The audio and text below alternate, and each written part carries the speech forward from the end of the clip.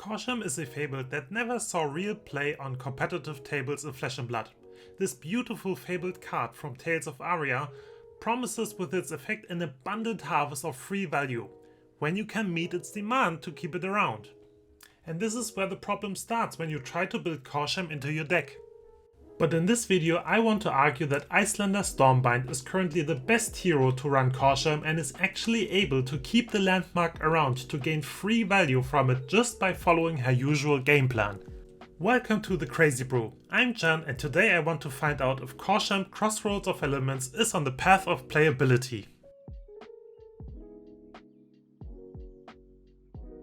Let's take a look at Korshem first. The way the card text is written on Korshem is unique and maybe a little bit hard to understand, so here's the easy explanation. Korshem Crossroad of Elements is an elemental action landmark that costs 1 resource with Go Again that reads, whenever a hero reveals 1 or more cards they choose.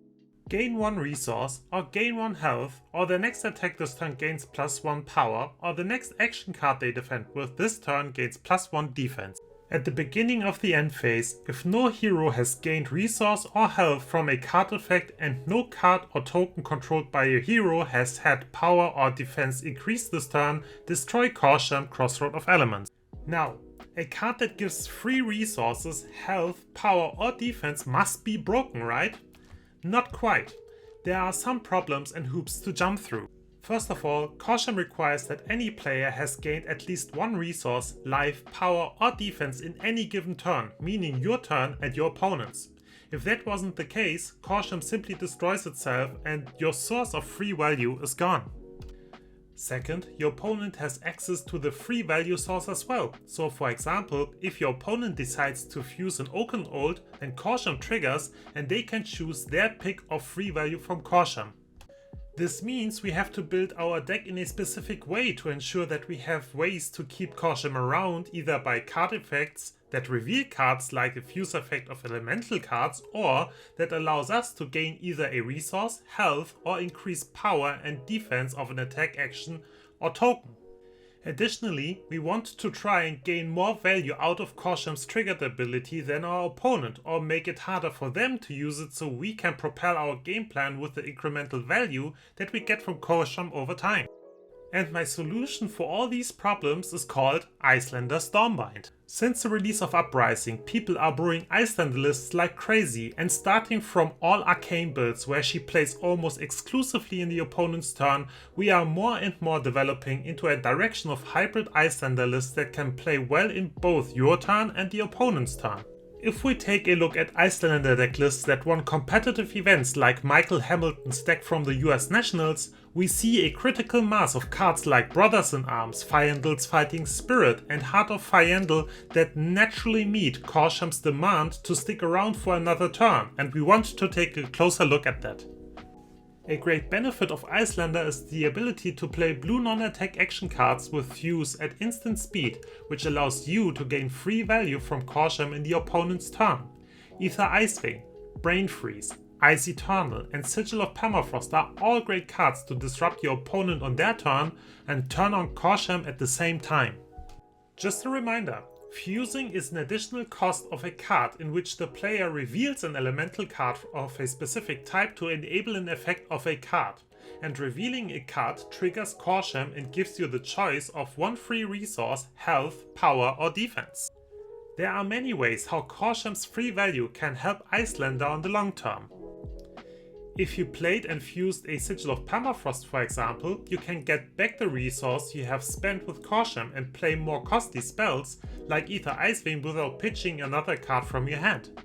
And Korshem basically meets its own demands if you manage to trigger it in your opponent's turn, so you are not dependent of your opponent to gain anything to keep Korshem for another turn. You can choose the extra defense so that your next action card blocks for 4 and can cover a very important breakpoint with that. Or you can choose the free point of health to stem the bleeding of damage that leaked over the course of the game. Those gains look minuscule, but they add up over time and they can make a big difference in winning or losing the game at the end. So it seems clear that Icelander is able to trigger Korshem often and in any given turn to keep the landmark in the game, but we got many more tools that work well in Icelander's game plan that incidentally meet Korshem's requirements. And if you saw the most recent Iyslander deck list, you will recognize a lot of them. A recent addition in Icelander's toolkit that we see is incidental life gain from various sources. One of them is Fyendal's Fighting Spirit. This attack action card has the effect that reads: when you attack or defend with Fyendal's Fighting Spirit, if you have less health than an opponent, gain 1 health. It is literally the same life gain effect like Heart of Fyendal, just with a combat focused trigger. And it is unique in so far that it allows you to gain life while defending in your opponent's turn, or when you attack with it. In any case, the life gain will meet Korshem's requirement and stick around for another turn because it sees the life you gain from the card.